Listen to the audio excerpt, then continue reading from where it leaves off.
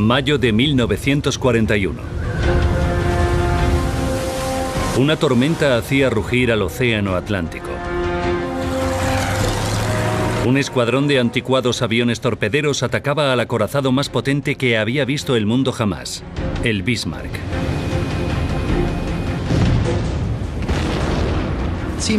Me parecía increíble ver unos aviones de aspecto tan obsoleto yendo hacia esa montaña de fuego.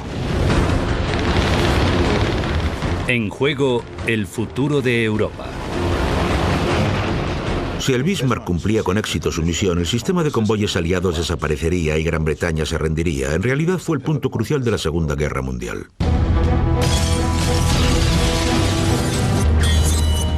Las catástrofes no ocurren sin más. Son una cadena de sucesos críticos. Desentrañaremos las pistas e iniciaremos la cuenta atrás hacia esos últimos segundos catastróficos. Segundos catastróficos. El acorazado Bismarck. Atlántico Norte. 24 de mayo de 1941. Acorazado King George V.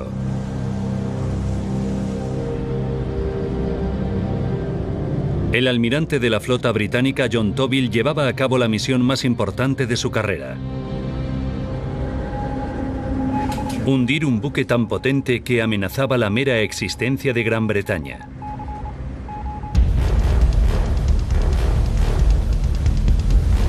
El Bismarck, el buque insignia de la Marina de Guerra alemana. Compartió su viaje inaugural con el crucero pesado Prinz Eugen. Toville envió una flota para interceptar su ruta. En el otro frente estaba el crucero de batalla HMS Hood, símbolo de la supremacía marítima de Gran Bretaña y el orgullo de la Marina británica. Era un barco precioso. Y fuera donde fuera llamaba la atención. Nos encantaba a todos. Al mando del Hood estaba el vicealmirante Lancelot Holland. Holland confiaba en que el elemento sorpresa les diera la victoria.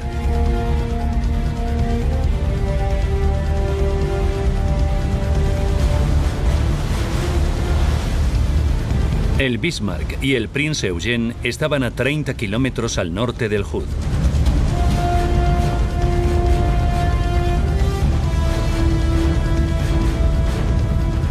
A bordo del Bismarck se encontraba el almirante Günther Lutyens.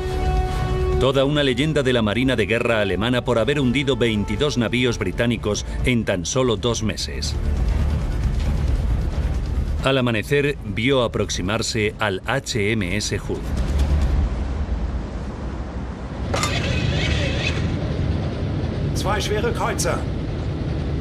Me voy a enfrentar a 2 unidades pesadas.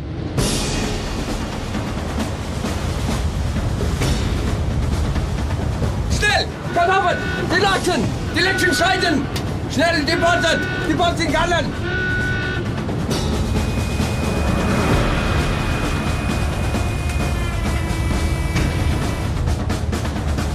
El Hood abría fuego.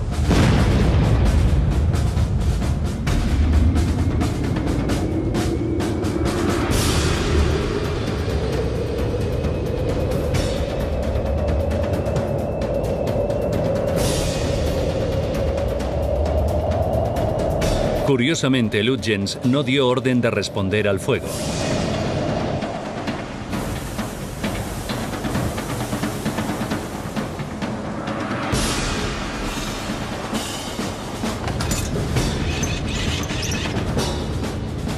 Fue el capitán Ernst Lindemann el que tomó el control. Permiso para disparar.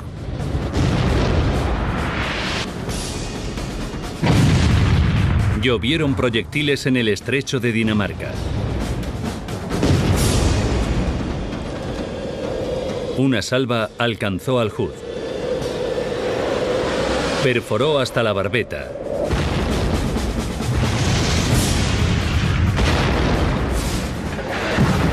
E hizo estallar los depósitos de sus torres traseras, haciendo detonar 300 toneladas de munición.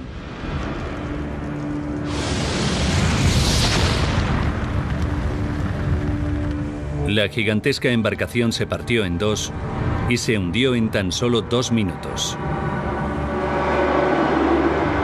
Más de 1.400 marineros perdieron la vida, entre ellos el vicealmirante Holland.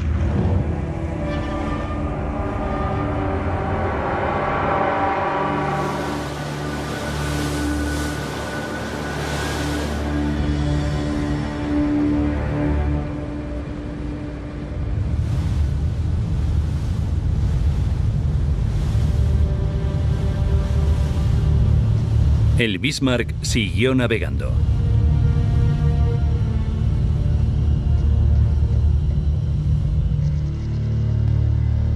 La noticia de la desaparición del Hood se extendía por todo el mundo.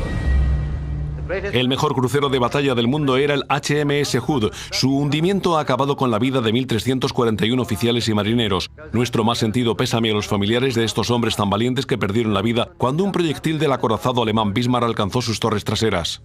Se anunció por megafonía que habían hundido el Hood. Y en ese momento no nos lo creímos, porque pensábamos que nada podía con él, que no había embarcaciones que pudieran con él.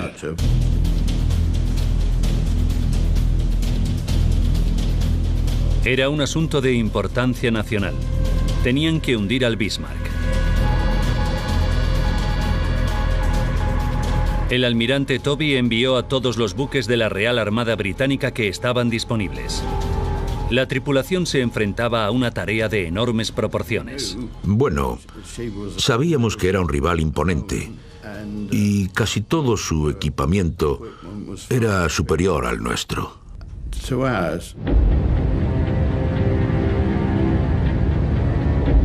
Con 88 cañones y una precisión de más de 35 kilómetros de distancia, una velocidad máxima de 30 nudos y un blindaje de más de 30 centímetros de grosor, el Bismarck era el acorazado más aterrador que jamás se había construido.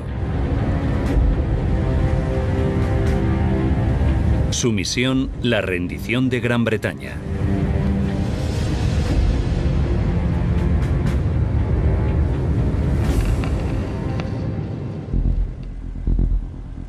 Y su objetivo, los convoyes de la Marina Mercante que llevaban provisiones a Reino Unido.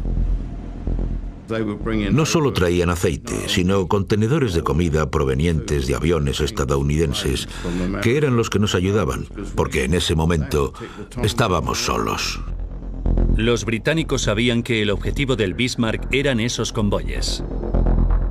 Era de suma importancia detenerlo.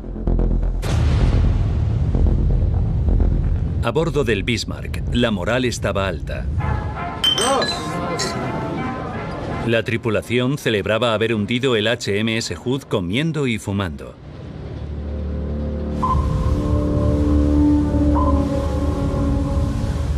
Se dirigían al Atlántico Sur.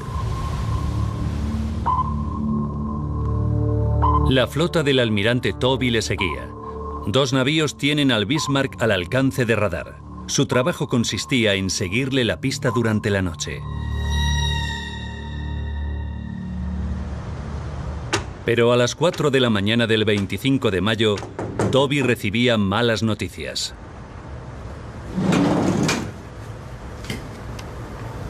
Muy bien, rechazado.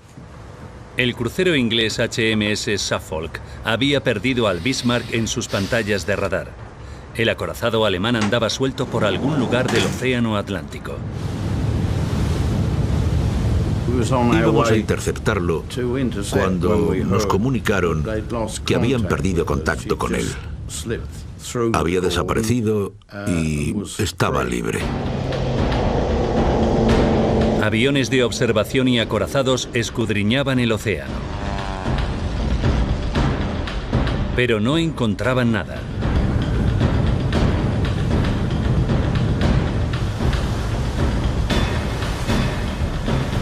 Entonces, los británicos tuvieron un golpe de suerte.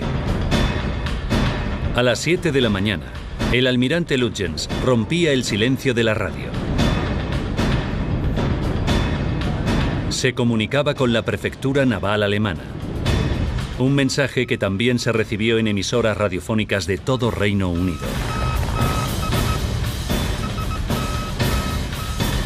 Toby volvía a tener a Lutyens localizado. Ordenó a su flota dirigirse al norte. La persecución continuaba. Pero el Bismarck se dirigía al sur, hacia la Francia ocupada.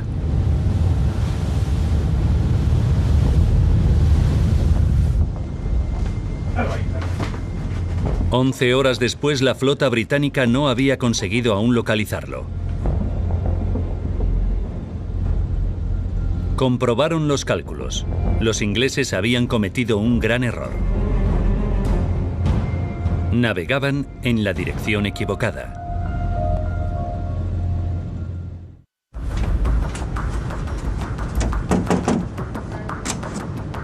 Fueron unas horas muy tensas para Toby al tener que cambiar el sentido para ir dirección sur en busca del Bismarck. El Atlántico es un lugar muy grande y solitario. E iba a costar mucho trabajo volver a localizarlo. 26 de mayo, 10:31 de la mañana. Un hidroavión llamado Catalina de las Fuerzas Armadas Británicas divisaba el Bismarck. Fue un gran alivio recibir la señal que nos comunicó que el hidroavión Catalina lo había avistado. Toby había localizado con exactitud el navío alemán.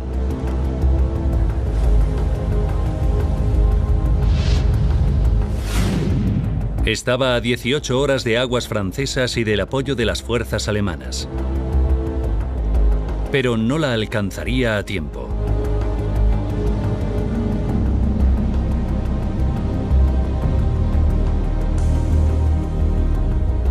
Su única esperanza estaba en una flota que venía del Mediterráneo.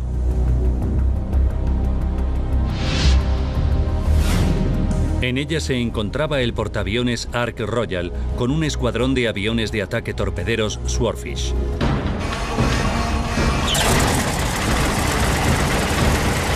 Con el Bismarck a tan solo 14 horas de llegar a un lugar seguro, Toby ordenaba atacar.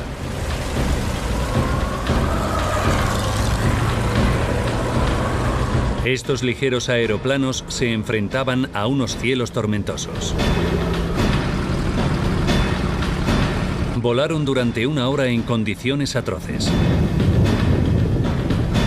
Casi sin poder verse entre ellos, dependían del radar del torpedero principal. Divisaron un barco.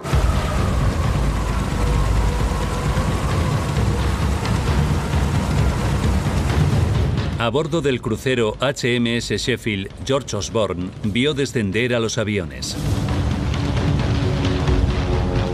De repente, miré hacia arriba y le dije a mi compañero, nos van a atacar. Y él me contestó que no fuera ridículo. Sin ser conscientes de ello, los pilotos se dirigieron a uno de sus barcos.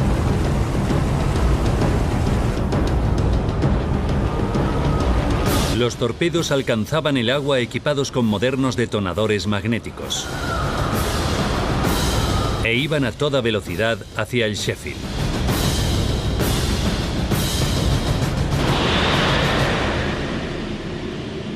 Afortunadamente para nosotros, los que nos alcanzaron tenían detonadores defectuosos, por lo que no pudieron explotar. El Bismarck estaba ahora 4 horas más cerca de aguas francesas. A Toby le comunicaban la desafortunada misión. El tiempo empeoraba. Las condiciones de vuelo eran prácticamente imposibles, pero no tenía elección. Ordenó otro ataque aéreo. La tripulación se esforzaba por armar y proveer de combustible a los Swordfish en la cubierta del portaaviones. Con un viento de 70 km por hora y el navío tambaleándose, 15 Swordfish se enfrentaban a unos cielos muy peligrosos.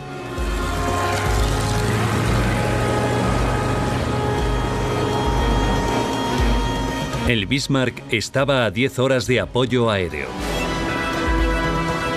Lo único que Toby podía hacer era esperar.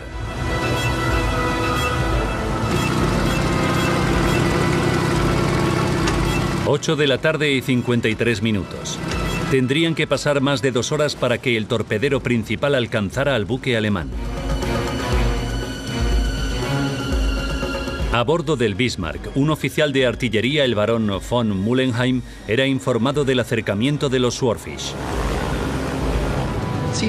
Me parecía increíble ver unos aviones de aspecto tan antiguo y obsoleto yendo hacia esa montaña de fuego. Ken Pattison fue uno de los pilotos ese día. Iniciamos el descenso hasta los 27 metros. Lanzamos los torpedos y cambiamos de trayectoria.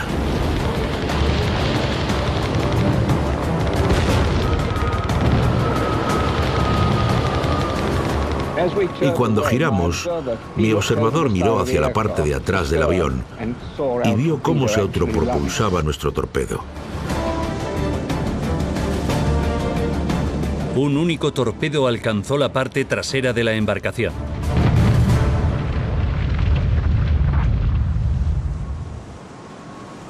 El timón dejó de funcionar. En mi puesto de combate había un indicador y cuando lo miré vi que estaba atascado en el número 10 y no se volvió a mover. 9 y 5 minutos de la noche. El Bismarck estaba muerto en el agua.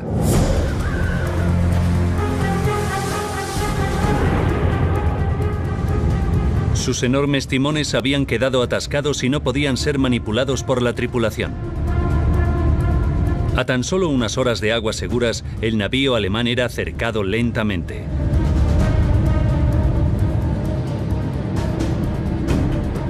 Lutyens y su tripulación ya no podían dejar atrás a sus enemigos.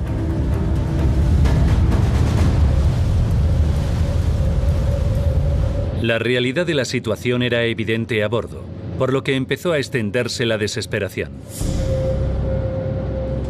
Nos sentíamos como si estuviéramos en la mesa de un carnicero y no podíamos hacer nada al respecto. Das deutsche Volk ist bei euch. Und wir werden schießen, bis die Rohre glühen und bis das letzte Geschoss die Rohre verlassen hat. Für uns Soldaten heißt es jetzt, siegen oder sterben.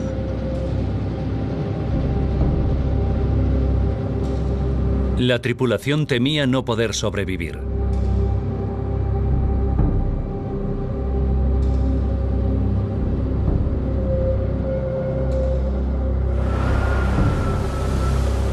El almirante Toby podía atacar en cualquier momento.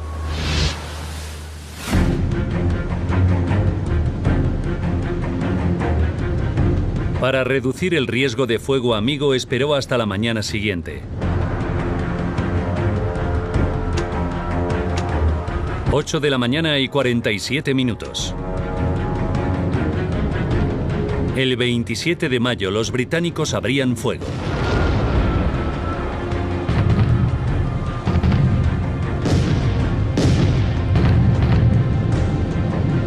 George Bell observó la batalla desde el HMS Dorsetshire. Abrimos fuego a un alcance máximo, como a unas 16 millas náuticas.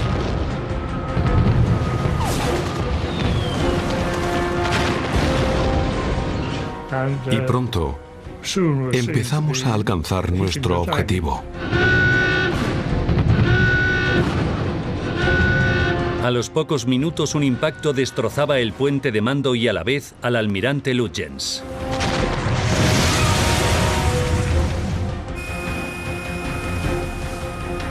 Incluso mutilado, el Bismarck seguía siendo una tremenda amenaza.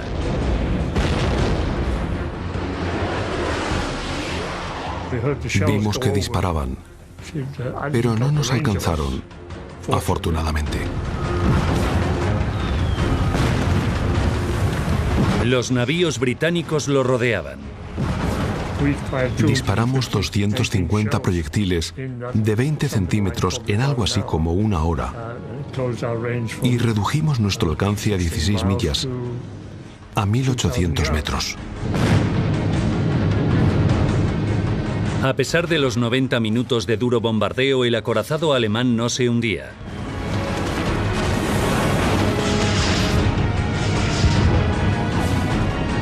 Toby recurrió al Dorsetshire, el único crucero que quedaba con proyectiles.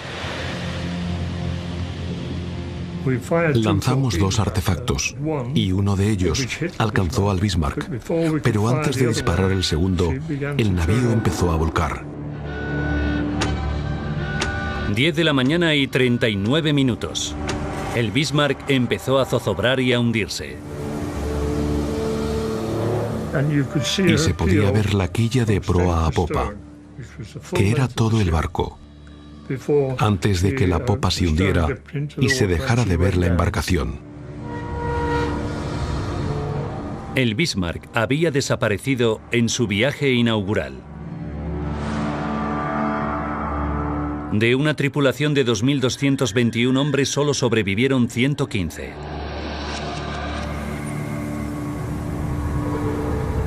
En solo 4 días, 2 de los navíos más grandes del mundo se habían hundido y 3.500 hombres habían muerto. Ahora, repasando los acontecimientos de 1941, podremos saber cómo los planes del Tercer Reich de llevar a Gran Bretaña a la rendición se desmoronaron por errores fatales. Alemania desaprovechó su oportunidad de ganar la guerra en Europa Occidental.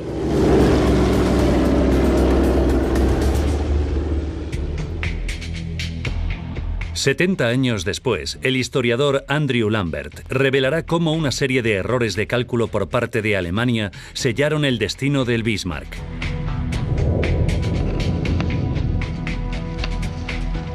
Marzo de 1941. Alemania tenía que derrotar a Gran Bretaña para conseguir el dominio total de Europa Occidental. La supervivencia de la isla dependía de que las provisiones cruzaran el Atlántico. Alemania debía cortar esa cuerda de salvamento. Los nazis desarrollaron una doble estrategia. Eric Raeder, el comandante de la Marina alemana, ideó un plan en el que los submarinos obligarían a Gran Bretaña a usar un sistema de convoyes. Los submarinos obligarían a los navíos a viajar en grupo. Entonces los potentes acorazados alemanes les tenderían una emboscada y hundirían esos convoyes. Los británicos se enfrentaban a un dilema. El propio sistema de convoyes era el objetivo, pero si Gran Bretaña no los utilizaba, perdería la guerra. Alemania había perfeccionado este plan desde el estallido de la guerra. En 20 meses había hundido 6 millones de toneladas de embarcaciones. Ahora su mejor acorazado estaba listo para causar estragos en el Atlántico. Su misión se llamaba Operación Rheinübung. El plan original de la Operación Rheinübung era sacar todos los navíos de superficie alemanes disponibles. El Bismarck, el Prinz Eugen, el Scharnhorst, el Gneisenau, los del Admiral Hipper y posiblemente los del Admiral Echer también. Pero antes de iniciar la Operación Rheinübung hubo un grave contratiempo. Casi todos los acorazados alemanes estaban inhabilitados. Por desgracia para ellos, el Scharnhorst y el Gneisenau, sus otros 2 acorazados, acababan de volver de un ataque de convoyes en el Atlántico y habían sido bombardeados en Brest, Francia, por lo que no estaban operativos. Así que, en lugar de una docena de navíos, los alemanes terminaron enviando solo 2.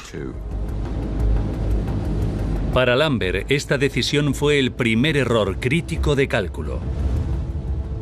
Ya que habían planificado una gran operación, los alemanes podían haber sido más listos y haber esperado hasta poder enviar más embarcaciones. Pero la seguridad de los alemanes en su estrategia hizo que actuaran sin ninguna cautela. Solo ese año habían hundido 22 buques aliados. Estaban impacientes. Creían que tenían cerca una victoria total. Una vez en el Atlántico, el Bismarck y el Príncipe Eugen se ocultarían en la inmensidad del océano y hundirían los convoyes por sorpresa. Pero no podían ser avistados alrededor de Gran Bretaña. De nuevo, no creían tener razones para preocuparse. Los alemanes habían llevado a cabo más de media docena de misiones en el Atlántico desde 1939 y en ninguna habían sido interceptados.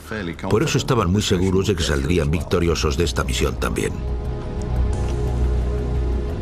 Otro error de cálculo. Los británicos sufrían la campaña alemana de ataques a sus convoyes y se tomaron la amenaza de un potente acorazado como el Bismarck muy en serio. Si el Bismarck se adentraba en el Atlántico y cumplía su misión, el sistema de convoyes desaparecería y Gran Bretaña se tendría que rendir. Fue el punto crucial de la Segunda Guerra Mundial. El Bismarck, el acorazado más grande de Europa, debía llegar al Atlántico sin ser avistado. Pero Andrew Lambert cree que Alemania subestimó el sistema de espionaje británico. Como habían ocupado tantos países, Dinamarca, Noruega, Francia, Holanda, Bélgica, había mucha gente en esos países que no tenían problemas en pasar información a los británicos. La noticia solo tardó 48 horas en llegar a Gran Bretaña. El Bismarck y el Prince Eugene pararon en Bergen, Noruega, a repostar. Lo que le dio a Gran Bretaña la oportunidad de localizarlos. Los británicos estaban totalmente obsesionados con localizar el buque. Sabían que iba de camino, sabían dónde esperarlo y cuando llegó a Bergen no fue ninguna sorpresa. Un Spitfire de reconocimiento se puso justo encima de él y le hizo una fotografía. Con esta imagen, la operación Reinübung volvía a estar en peligro.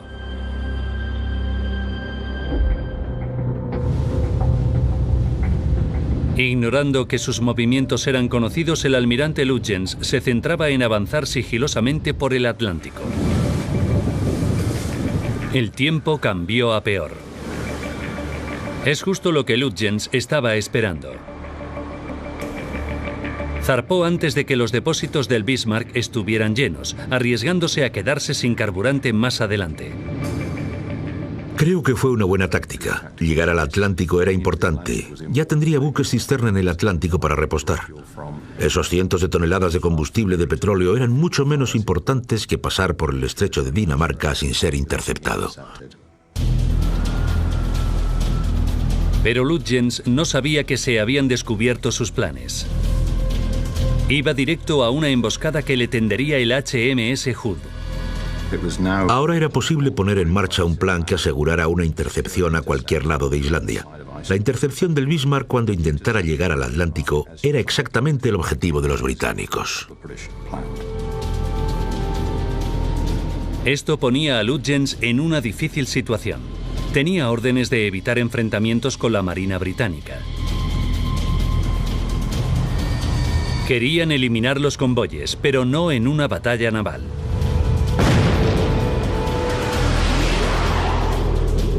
Cuando el Hood atacó, Lutyens no sabía qué hacer. No respondió al fuego.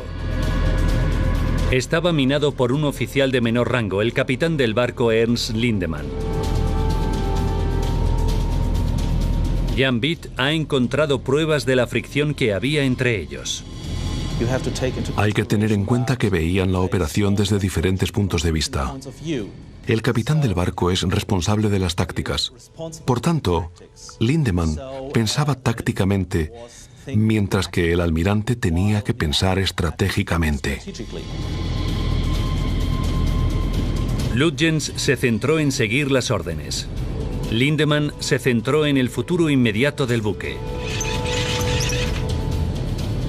Tomó la insólita decisión de hacer caso omiso a su superior. Así que, al final el capitán Lindemann ordenó abrir fuego con las palabras: "No consentiré que disparen a mi nave bajo mi culo".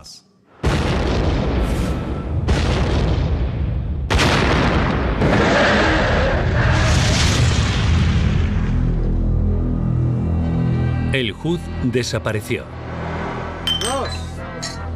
Mientras Alemania lo celebraba, Lutyens pensaba en lo que se avecinaba. No quedó satisfecho con el triunfo. Lo que es interesante es que Lutyens, en lugar de regocijarse en su éxito, parecía estar deprimido y desmoralizado. Se había dado cuenta de que después de hundir el orgullo de la Marina Real, era muy probable que los británicos no pararan hasta acabar con ellos. Lutyens era consciente de que los británicos harían todo lo posible para vengar el hundimiento del Hood. La destrucción del Hood fue una gran catástrofe para los británicos. Pero no fue un desastre que les desmoralizara, sino que les dio un deseo irrefrenable e inmediato de venganza. Para empeorar las cosas, el Bismarck había sufrido daños en la batalla.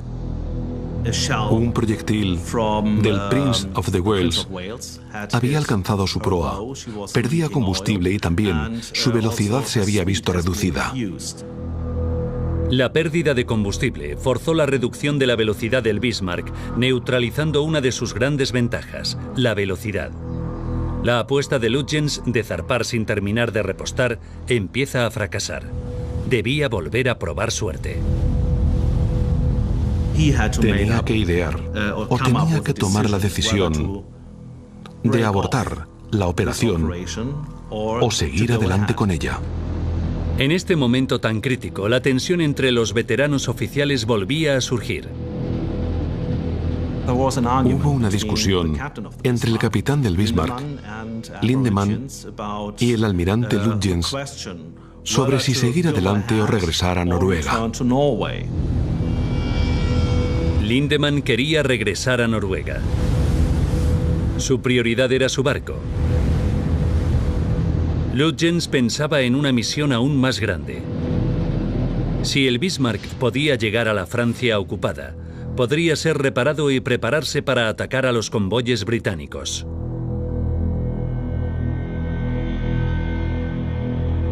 No tendría que volver a atravesar el peligroso estrecho de Dinamarca. Finalmente, Lutyens hizo caso omiso a Lindemann y ordenó seguir adelante para llegar a aguas francesas. Para Lambert, esta decisión fue crucial para el futuro del Bismarck. Podían haber vuelto a casa, pero él decidió no hacerlo. Y fue un error muy grave. Lutyens creía que podría llegar a las seguras aguas de Francia sin problemas, a pesar de saber que los británicos le pisaban los talones. Podía escuchar sus señales de radar, pero subestimó la capacidad de su nueva tecnología.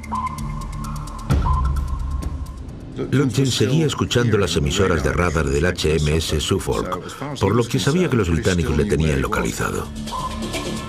Lo que Lutyens no sabía es que las señales de radar que podía escuchar no llegaron nunca a los británicos, porque sus buques estaban demasiado lejos.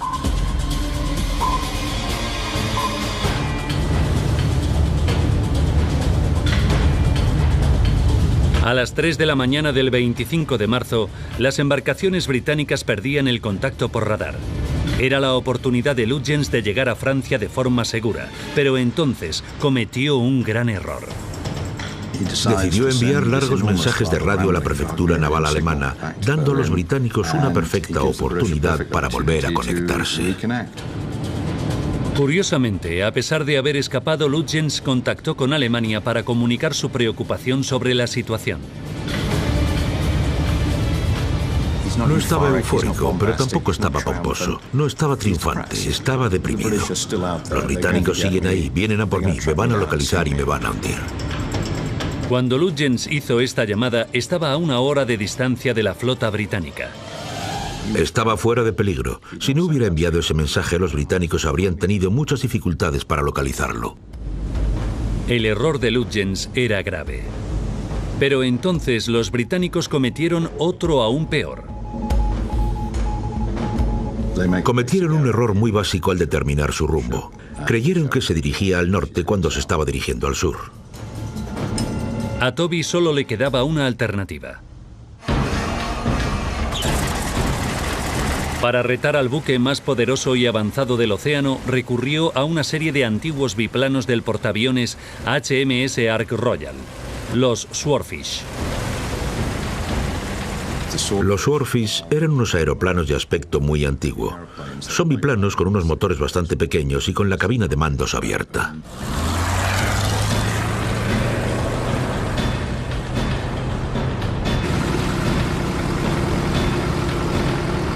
Pero esta enorme diferencia de tecnología entre el buque y el avión fue el gran triunfo de Gran Bretaña. Los potentes cañones antiaéreos del Bismarck eran demasiado avanzados para estos anticuados aviones. El oficial de artillería alemán comunicó que sus baterías antiaéreas no podían alcanzar a los Swordfish.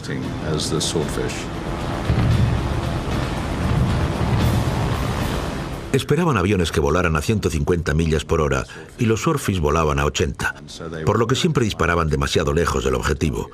Así que pudieron ocasionar muy pocos daños a los aviones torpederos y no derribaron ninguno.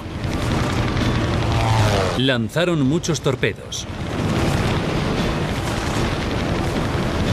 Fueron directos al casco del Bismarck, pesadamente armado. Pero incluso el buque más potente del océano tenía su talón de Aquiles. Hay que tener en cuenta que el timón y los árboles de hélice son los puntos débiles de toda embarcación. Literalmente, no hay posibilidad de protegerlos con armamento ni nada parecido.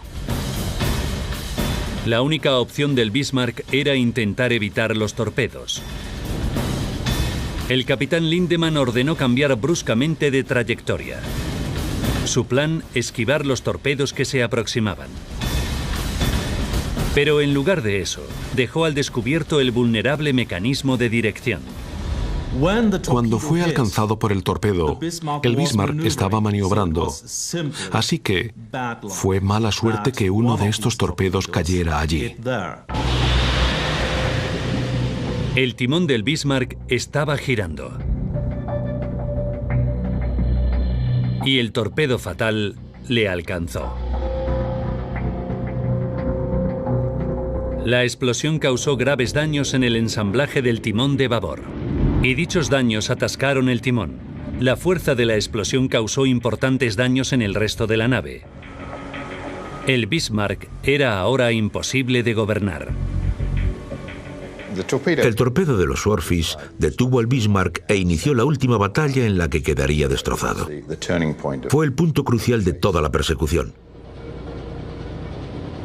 No se podían cometer más errores ya. Iban a hundirse. La cuestión era cuánto tardaría. La mañana del 27 de mayo el destino del Bismarck estaba decidido. A las 10:39, el Bismarck desaparecía entre las olas.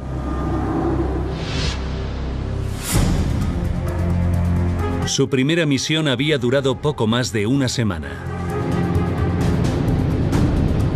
Había hundido al crucero de guerra más grande de Gran Bretaña y esquivado todos los radares enemigos. Pero el acorazado más avanzado del mundo fue derrotado por unos aviones lentos y anticuados.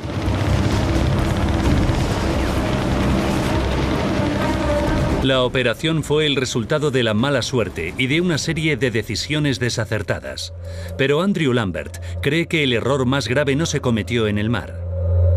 La misión estaba condenada al fracaso antes de que el Bismarck zarpara y la culpa fue del mandamás. El destino del Bismarck fue consecuencia de una serie de errores críticos.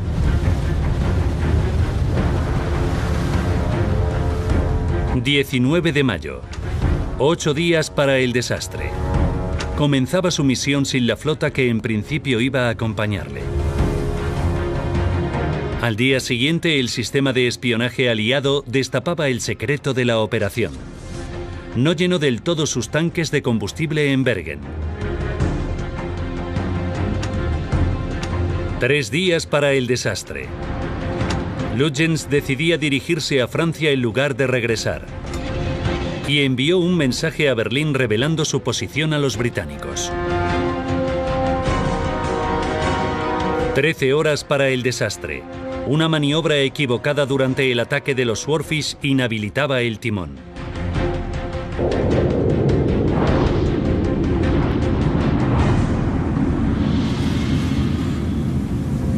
10:39 del 27 de mayo. El Bismarck se hundía. Para Andrew Lambert, la culpa del fracaso de la misión no la tuvo el almirante Lutyens. Va mucho más allá. Y culpa al propio Führer. La intervención de Adolf Hitler en la misión del Bismarck fue relativamente limitada. No estaba realmente interesado en la Marina. No estaba interesado en esta parte de la guerra.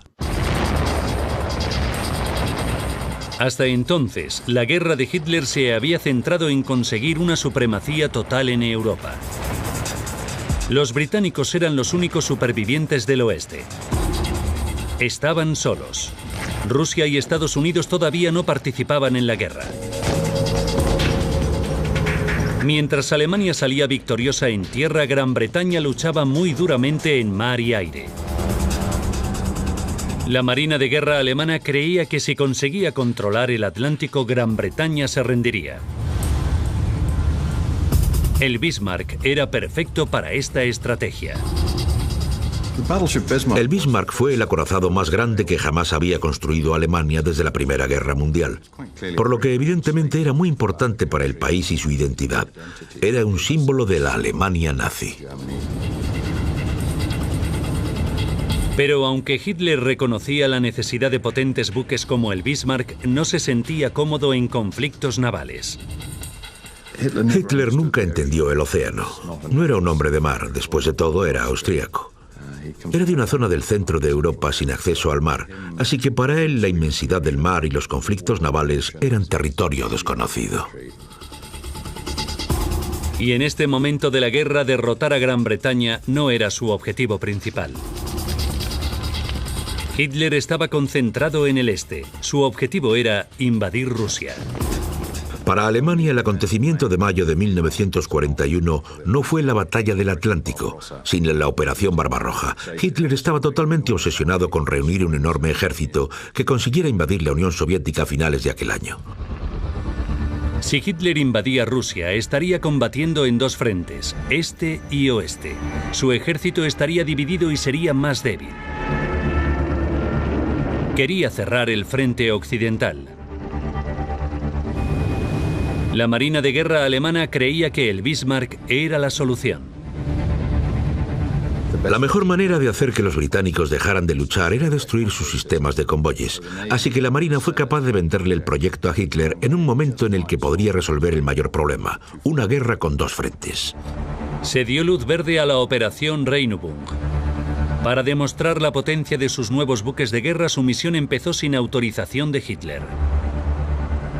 Pero el verdadero problema para el Bismarck fue que la atención de Hitler estaba centrada en Rusia. Y el apoyo a la operación necesitaba centrarse en otro lugar. Las autoridades nazis, aparte de la Marina, se centraban en el este. No les interesaba el oeste. La operación Regenbogen no tendría el apoyo aéreo que solicitó, no iba a formar parte de otras operaciones. Por tanto, el Bismarck operaba con muy poco apoyo, incluso de la fuerza de submarinos. Gran Bretaña había controlado todo un imperio gracias a su dominio de los mares. Pero Hitler no tenía esos conocimientos. El Bismarck zarpaba con escasos apoyos.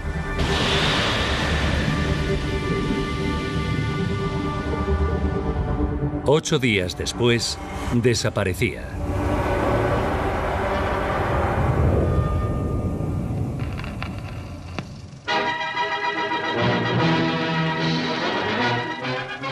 Y al día siguiente se comunicó la gloriosa noticia de que el Bismarck se había hundido. En cuanto Churchill anunció el hundimiento del Bismarck en la Casa de los Comunes, hubo un enorme alivio. Fue el peor momento de la Segunda Guerra Mundial para Gran Bretaña. Y la destrucción del Bismarck era totalmente crítica para una victoria general aliada. Esa semana de mayo de 1941 fue fundamental en la Segunda Guerra Mundial. Si el Bismarck hubiera logrado su objetivo y Gran Bretaña se hubiera rendido, no habría sido posible la liberación angloamericana de Europa.